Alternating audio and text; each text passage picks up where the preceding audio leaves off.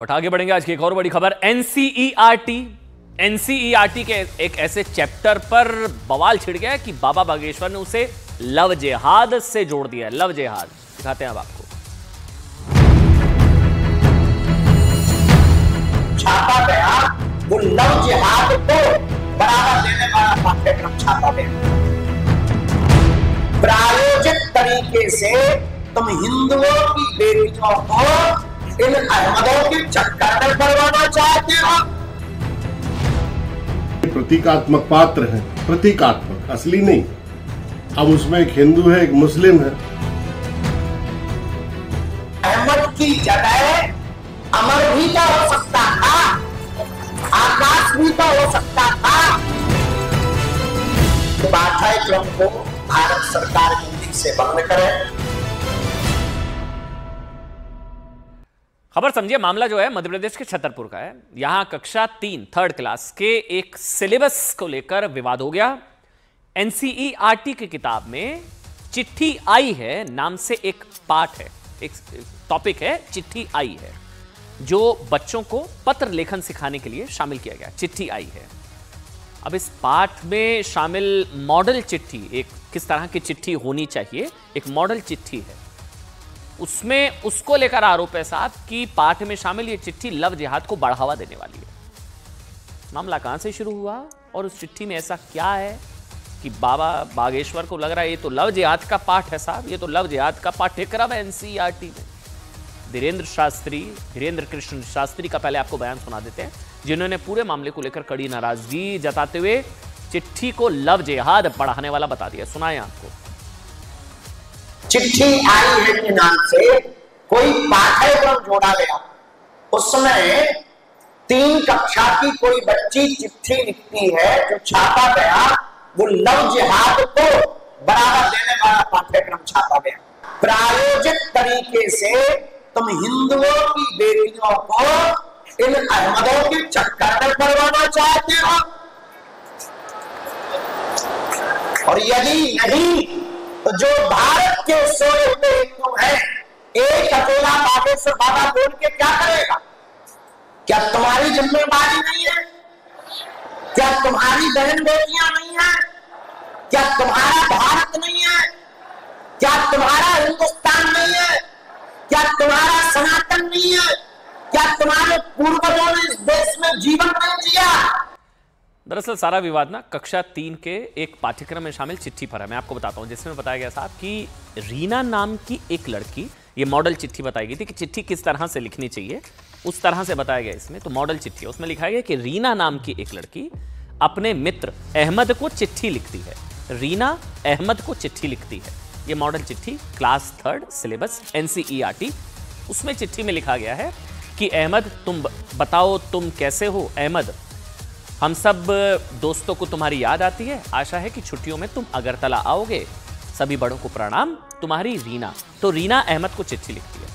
अब इस चिट्ठी में अहमद नाम के इस्तेमाल को लेकर विवाद हो गया। बाबा बागेश्वर ने सवाल उठा दिया साहब कि चिट्ठी में रीना अहमद को ही चिट्ठी क्यों लिखती है? क्या किसी हिंदू को वो लिखी चिट्ठी को सिलेबस में शामिल नहीं करना कोई प्रायोजित साजिश है क्या? धीरेन्द्र शास्त्री बाबा बागेश्वर ने इस पर विवाद कर दिया।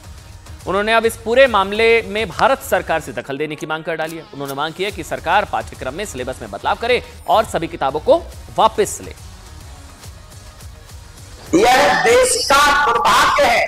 चिट्ठी का पाठ्यक्रम बच्चों को सिखाने के लिए अगर जोड़ना ही था तो अहमद की जगह अमर भी तो हो सकता था, आकाश भी तो हो सकता था, अविनाश भी तो हो सकता था, और आदर्श भी तो हो सकता था। अहमद ही क्यों रखा गया? ये पाठ्यक्रम को भारत सरकार जल्दी से बंद करे, सभी किताबें तुरंत वापस करवाए, इसको बदलवाकर अहमद की जगह आदर्श, अवनीश, आकाश, आदेश, इन नामों का प्रयोग किया है।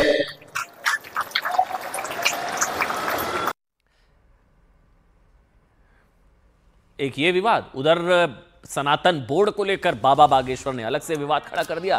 कह रहे हैं जब वक्फ बोर्ड हो सकता है तो हिंदू बोर्ड क्यों नहीं हो सकता? सनातन को लेकर सनातन बोर्ड, बाबा बागेश्वर। देखिए अब आप।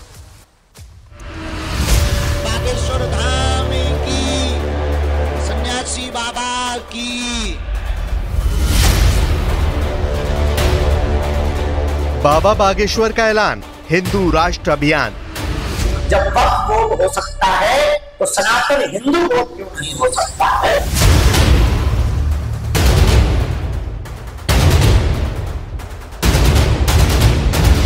सनातन धर्म के माध्यम से राष्ट्र का उत्थान ही उत्थान है, क्योंकि सनातन धर्म में ही सब कुछ समाया है।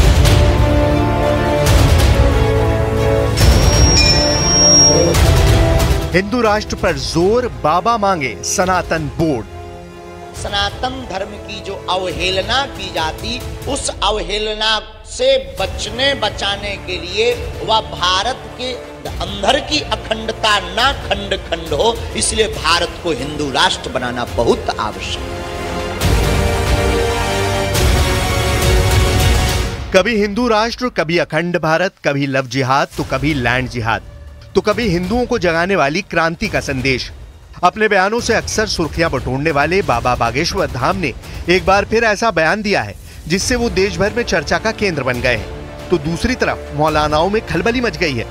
मध्य प्रदेश के छतरपुर में बाबा का दरबार सजा तो उन्होंने सवाल उठाया कि अगर वक्फ बोर्ड हो सकता है तो हिंदू सनातन बोर्ड क्यों नहीं।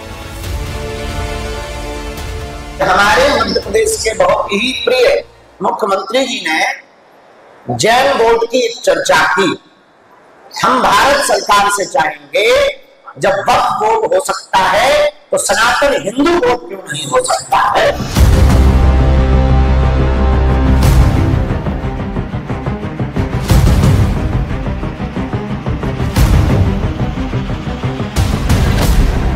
बाबा बागेश्वर का यह बयान ऐसे समय पर आया है जब देश के कई हिस्सों में मंदिरों से लेकर पार्क तक की जमीन पर वक्फ बोर्ड के अवैध कब्जे के दावे सामने आए हैं।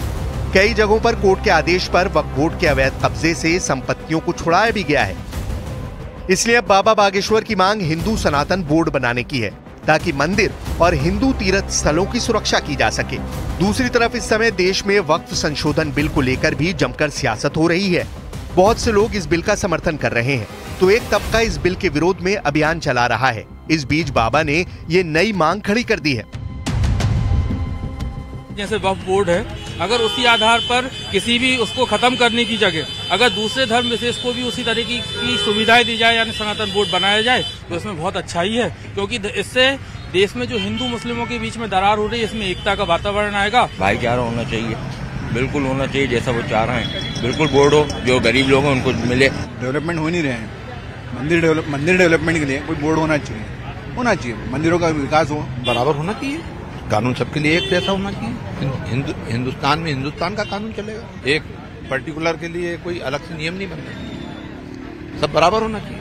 षड्यंत्र रचने वाले, प्रपंच रचने वाली सभी ताकतों पर तत्क्षण रोक लगाकर हिंदू बोर्ड बनाए जाने की हम पूर्ण रूप से मांग कर रहे हैं। और ये हिंदुओं की सहनशीलता देखकर हमारा तो खून उबाल आ रहा कि हम लोगों के देखते हुए वो कितने बड़े बड़े प्रपंच रचने। हालांकि ये पहली बार नहीं है जब बाबा बागेश्वर ने ऐसी कोई मांग की है। वो पिछले काफी समय से हिंदू राष्ट्र, अखंड भारत, सनातन के मुद्दे पर बात करते रहे हैं और अब बाबा ने ये साफ कर दिया है कि वो देश को हिंदू राष्ट्र बनाने की जो बात करते हैं उसके पीछे उनकी सॉलिड प्लानिंग है। उन्होंने बताया कि हिंदुओं को जगाने के लिए अगले 20 सालों में उन्हें क्या क्या काम करने हैं, वो उसकी ठोस कार्य योजना तैयार कर रहे हैं।